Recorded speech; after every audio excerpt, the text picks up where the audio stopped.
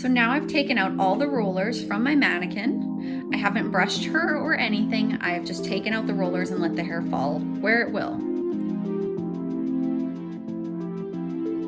So the first thing you want to do to start your comb out after any roller set is give up your mannequin a really good brush. So I'm going to take my brush and I'm going to brush her hair.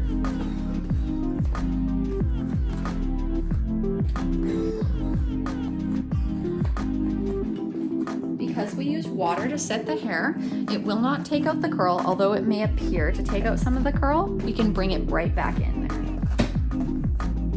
But I want to start removing those part lines. So I'm combing the hair on my mannequin, starting to remove those part lines. So now that I've done some basic brushing, I'm going to go through and find those part lines I created in my roller set. So if I start right up at the front, I can see that I have part lines that are very firm in there.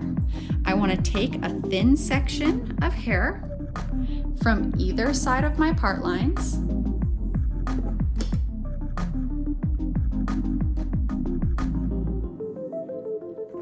and I want to put my comb and I want to just push to gently back comb down those sections together so that I no longer see those part lines. And now my curl starts to come back into the hair. So I'm just gonna do this working through all my sections of hair, getting all those part lines combed together.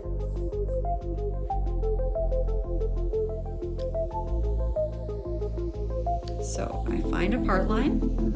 There's my part line. I take a thin section of hair from in front of it. I take a thin section of hair from behind it.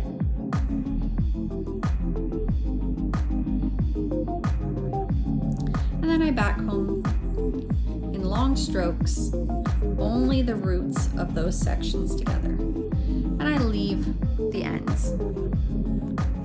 So now I'm starting to lose the look of those part lines. And I'm gonna work and do this all over the head.